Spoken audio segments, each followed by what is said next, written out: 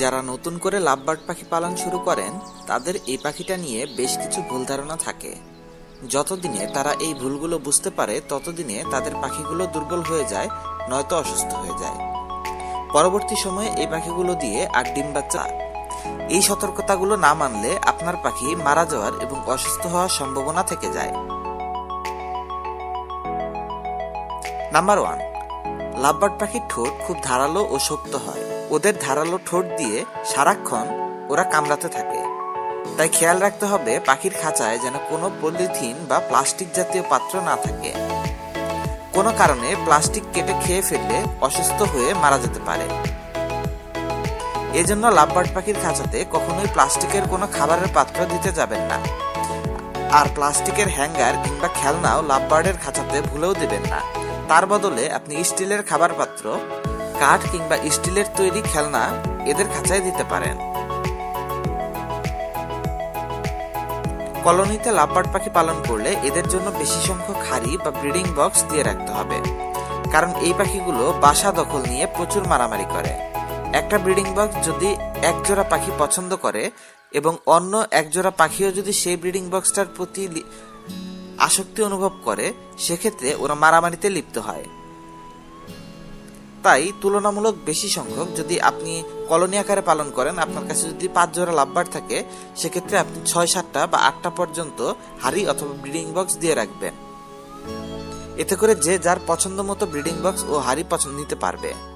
তাছাড়া আপনি যদি একটা খাঁচায় 3-4 জোড়া লাভবার্ড পাখি রাখেন, সেক্ষেত্রে সবগুলোর বাক্স বা কলসি একই উচ্চতায় রাখবেন। কারণ অনেকেই বড় আকৃতির খাঁচার মধ্যে কয়েক জোড়া লাভবার্ড একসাথে পালন করতে চায়। এক্ষেত্রে আপনাকে অবশ্যই বেশ বড় সাইজের খাঁচা ব্যবহার করতে হবে। আর যে কলসি অথবা ব্রিডিং বক্স আপনি রাখছেন, সেটা অবশ্যই একই উচ্চতায় রাখবেন। এতে করে একে অপরের সাথে মারামারি করবে না।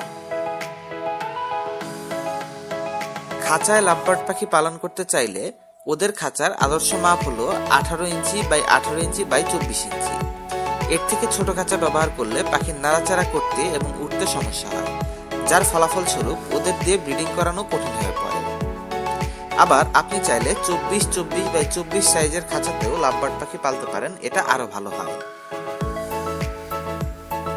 লাভবার্ড পাখি আপনি যদি কলোনি আকারে পালন করেন অথবা আপনি যদি বড় আকৃতির খাঁচায় পালন করেন, সেখানে নতুন করে হঠাৎ একটা পাখি ছেড়ে দেবেন না।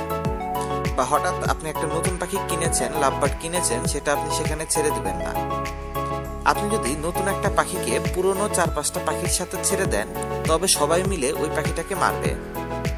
অনেক সময় মারামারিটা এত তীব্র হয় যে এক পাখি আরেক পাখিকে মেরে ফেলতে পারে।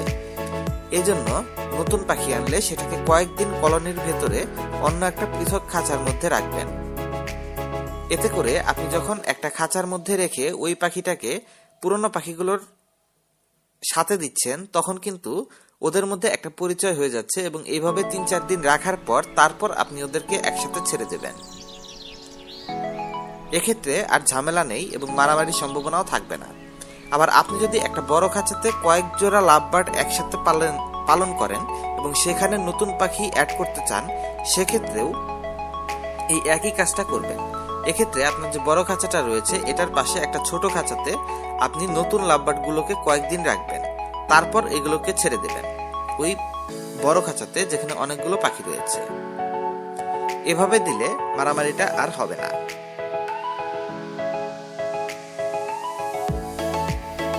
লাভবার্ড পাখির খাঁচাতে আপনারা স্টিল কিংবা প্লাস্টিকের হ্যাঙ্গার ব্যবহার করবেন না, কারণ আপনি যদি প্লাস্টিক বা স্টিলের হ্যাঙ্গার ব্যবহার করেন, তবে মেটিং এর সময় পাখির পা পিছলে যায়। ফলাফল স্বরূপ পরবর্তী সময়ে ওদের ওই ডিমগুলো থেকে আর বাচ্চা হয় না। এক্ষেত্রে চেষ্টা করবেন গোল নিমের ডাল ব্যবহার করার, এটা সবচেয়ে ভালো। কিন্তু এটা যদি সংগ্রহ করতে না পারেন, তবে আপনি যে কোনো কাঠের লাঠি কিংবা কাঠের হ্যাঙ্গার ব্যবহার করতে পারেন। কাঠের হ্যাঙ্গারগুলো বা কাঠের যে কোনো লাঠি বা বাঁশের কঞ্চি, এগুলো যদি আপনি ব্যবহার করেন, এগুলো খসখসে হয় এবং এর ফলে পাখিগুলো পায়ে গ্রিপ পায়, যার ফলে মেটিংটা সঠিকভাবে সম্পন্ন হয়। কিন্তু আপনি যদি তেলতেলে প্লাস্টিকের কিংবা লোহার হ্যাঙ্গার ব্যবহার করেন, সেক্ষেত্রে ওইটা হয় পিচ্ছিল এবং পাখিটা যখন আরেক পাখির উপর মেটিং এর জন্য ওঠে, তখন ওই পাটা পিছলে যায়। এজন্য আপনারা অবশ্যই কাঠের তৈরি অথবা বাঁশের তৈরি কোনো ন্যাচারাল হ্যাঙ্গার ব্যবহার করবেন। লাভবার্ড পাখি পূর্ণবয়স্ক হতে সময় লাগে প্রায় 10 মাস। উল্লেখ্য, কখনো কখনো 11 থেকে 13 মাস পর্যন্ত লেগে যায়। এজন্য পাখিগুলোকে দিয়ে 1 বছর বয়সের আগে ডিম বাচ্চা উৎপাদন করানো ঠিক নয়। এতে পাখিগুলো পরবর্তী সময়ে দুর্বল হয়ে পড়ে এবং তাদের উৎপাদন ক্ষমতা নষ্ট হয়ে যায়। তাই আপনি লাভবার্ড পাখি কিনলে 1 বছর বয়স হবার পরই এদের জোড়া দেবেন, এর আগে জোড়া দিতে যাবেন না। লাভবার্ড পাখির ডিম থেকে বাচ্চা হতে 20 থেকে 25 দিনের মতো সময় লেগে যায়। তবে সমস্যা হলো পাখি কমপক্ষে 2-3টা ডিম পাড়ার আগে ডিমে তা দিতে বসে না। এটার কারণ হচ্ছে ওরা চায় ওদের সবগুলো বাচ্চার বয়স যাতে একই সমান হয়। কারণ প্রথম যে ডিমটা সে দিয়েছে এবং সর্বশেষ যে ডিমটা সে দিয়েছে, এই 2টা ডিমের মধ্যে বয়সের ডিফারেন্স প্রায় 7 থেকে 8 দিন হয়। ফলাফলস্বরূপ প্রথম দিন থেকে সে যদি ডিমে তা দিতে শুরু করে, তবে প্রথম বাচ্চাটা শেষ বাচ্চার থেকে 8-10 দিনের বড় হবে। আর এর ফলে ওই বড় বাচ্চাটার পায়ের নিচে পড়ে ছোট বাচ্চাগুলো মারা যেতে পারে। এই সমস্ত কারণে পাখির 3-4টা ডিম দেওয়ার পর থেকে ঠিকভাবে তা দেওয়া শুরু করে, যাতে সবগুলো বাচ্চার বয়স কাছাকাছি রেঞ্জের হয়। তাই আপনি যখন পাখির ডিমের বয়স হিসেব করতে যাবেন, তখন 4র্থ ডিমের বয়স থেকে বা 3য় ডিমের বয়স থেকে হিসেবটা করবেন। প্রথম থেকে একেবারে হিসেব করার প্রয়োজন নেই।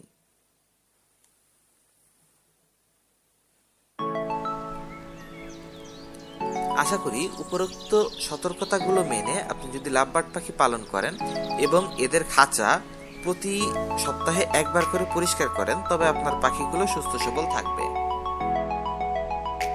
এছাড়া এই পাখিটির সুস্থ সবল থাকার জন্য এদের প্রতিদিন পানি পরিবর্তন করে দেওয়াটা খুবই জরুরি। আপনারা জানেন পাখির ডায়রিয়া থেকে শুরু করে মোটামুটি 80-90% রোগ পানিবাহিত।